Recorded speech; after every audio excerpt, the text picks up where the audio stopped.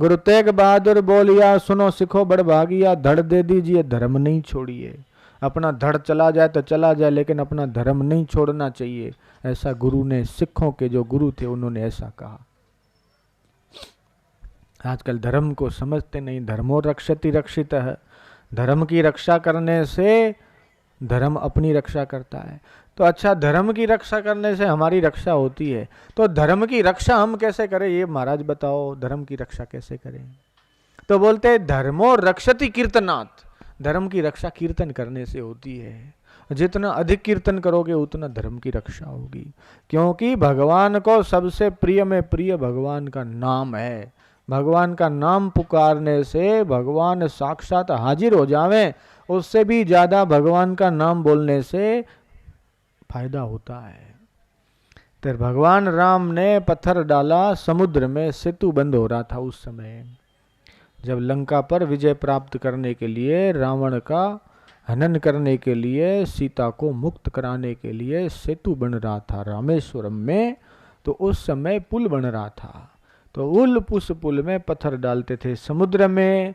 तो राम राम राम राम पत्थरों के ऊपर लिख के, ये अंगद है, नल नील है, हनुमान जी है, सब डाल रहे थे, जुटे थे। आजकल की भाषा में ये बोल दें, कार सेवा में जुटे थे जयराम जी की। अब राम जी ने देखा कि हमारा नाम तो पत्थरों पे लिख के समुद्र में डाल रहे हैं, तो पत्थर तैर रहे हैं। तो राम जी ने कहा एक पत्थर हमको भी दे दो, हम भी डाल दें। तो राम जी के हाथ, राम जी ने पत्थर लेके और डाल दिया समुद्र में। तो देखा कि वो पत्थर तो डूब गया।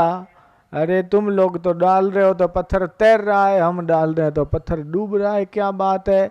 हनुमान जी ने कहा कि प्रभु हम डालेंगे, हम आपके भक्त हैं, हम आपका नाम लिख के ये पत्थर आपके नाम का डाल रहे हैं तो तैर रहा है, और ये आप पत्थर डाल रहे हैं तो डूब रहे हैं।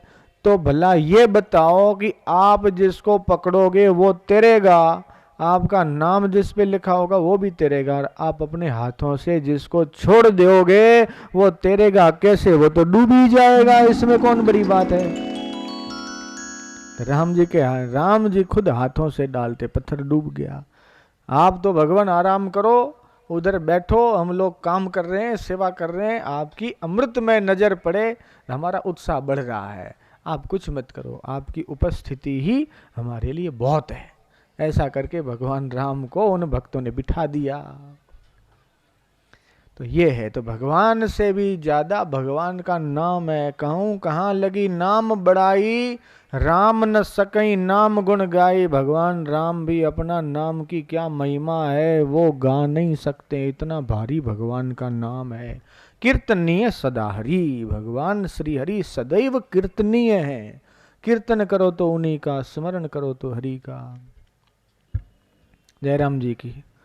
तो जो बोले महाराज जो नेता बनता है उसका दिमाग क्यों खराब हो जाता है, किसी ने पूछा मेरे से।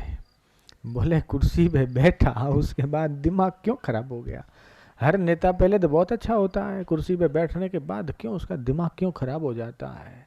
तो एक संत ने बोला वो कुर्सी ऐसी है, जो बैठा होता है उसको बिगाड़ देती कुर्सी, वो जो उसके ऊपर बैठता है उसका दिमाग खराब हो जाता है। भले तो बड़े सज्जन थे, बड़े अच्छे थे और बड़े मधुर स्वभाव के थे, और देखो इनको सत्ता मिल गई तो अब देखो हमारे सामने देखते भी नहीं है, पूछते भी नहीं है।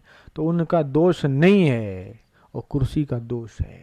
वो गादी ऐसी है जो बैठता है उसके दिमाग को थोड़ा बहुत तो बिगाड़ेगी।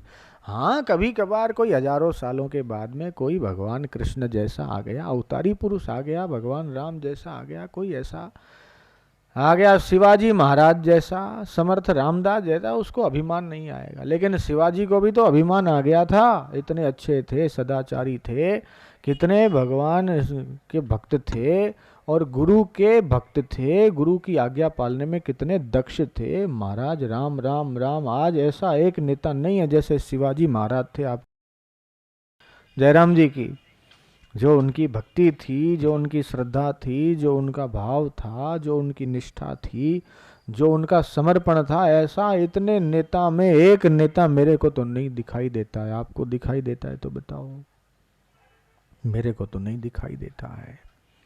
समर्थ रामदास ने शिवाजी महाराज को कहा जा शेरनी का दूध लेके आ, तो बोले जो आज्ञा।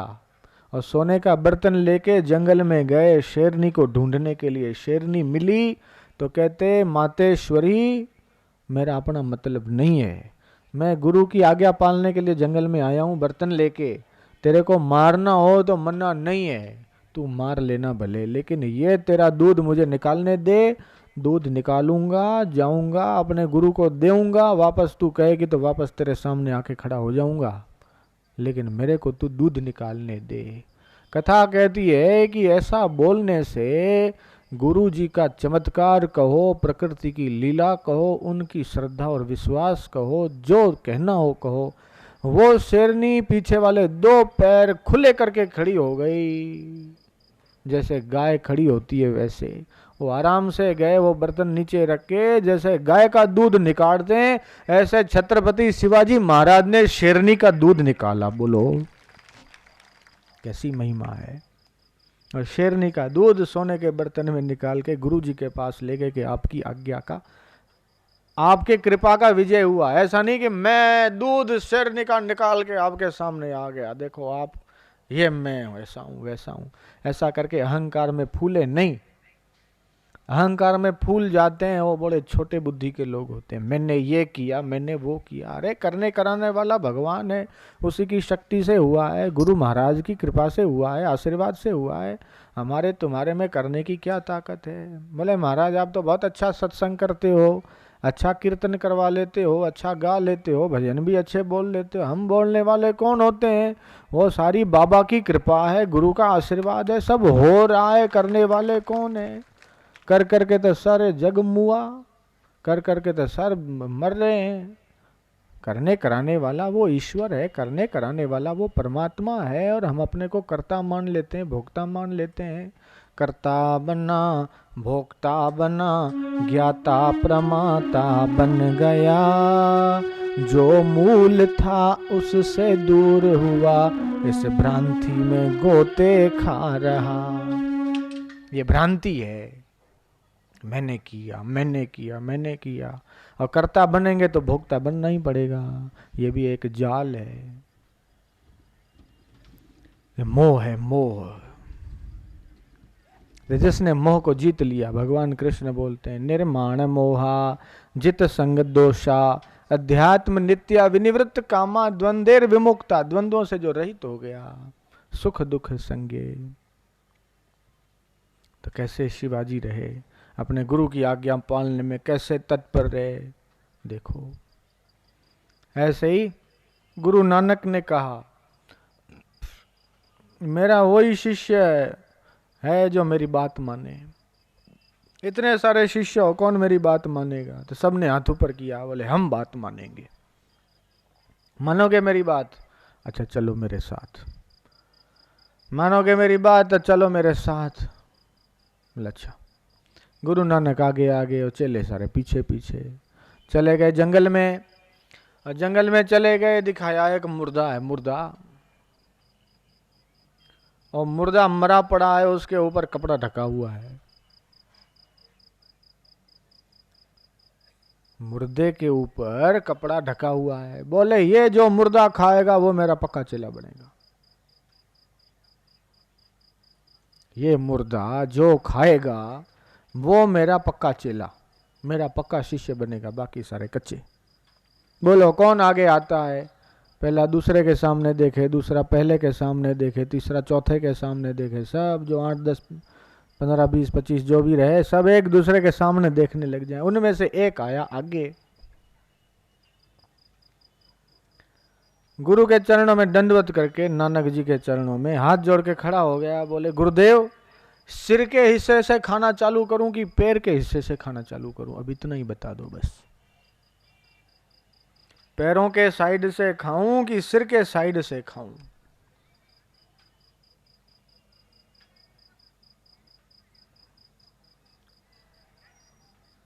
और गुरु जी ने इशारा किया, यहीं से खाना चालू करो। उसने धीरे से वो जो कपड़ा था वो हटाया। ये हट रहा है कपड़ा, देख लो। कपड़ा हटाया, कपड़ा हटाया, तो जहां सिर था वहां तरबूज पड़ा था। जयराम जी की, जहां सिर था वहां तरबूज पड़ा था, और जो बीच वाला भाग था वहां 56 व्यंजन पड़े थे। और वो ऐसा अंदर से किया हुआ था, बाहर से लगे मुर्दा है, अंदर से देखे तो भोग। अब वो तो अपने मजे से खाने लग गया। अब दूसरे लोग बोलने लगे, गुरुजी आज्ञा हो तो हम भी थोड़ा खा लें। बोले अब रहो तुम उधर ही जाओ। ये तो जो दूसरे लोग बोले गुरुदेव आदेश हो तो मैं भी आपकी आज्ञा पाल लूं। दूसरा बोले मैं भी गुरुजी तैयार हूं आज्ञा मानने को, ये तो मेरे को उसने रोक दिया था, नहीं तो मैं तो तैयार ही था। तो गुरुजी का यश में, गुरुजी का मान में, गुरुजी का बड़ाई में, गुरुजी के पास सब माल हो गए तब तो सब चेला बनने के तत्पर हो जाते हैं। लेकिन विषम परिस्थिति में तो जो टिके वही पक्का चेला है। जयराम जी की। धीरज धर्म मित्र और नारी, आपतकाल परखिए चारी। धीरज कितनी है वो मुसीबत के समय पता चलता है। धर्म कितना है वो भी मुसीबत के समय पता चलता है। आपतकाल आ जाए, मुसीबत का समय आ जाए, तब कितना धर्म पे रहता है। मित्र भी कैसा है, जब पैसा हो तब तो सारे मित्र बन जाएंगे, जब लेकिन अभाव हो तो गरीबी में तो अच्छे अच्छे साथ छोड़ देते हैं। जो कहते हैं कि हम तुम्हारे साथ हैं, हम तुम्हारे साथ हैं, ऐसा कहने वाले दिखते ही नहीं है, कहाँ चले गए। जयराम जी की। और नारी पत्नी भी कितना मुसीबत के समय, प्रतिकूलता के समय साथ निभाती है, वो भी आपातकाल में पता चलता है।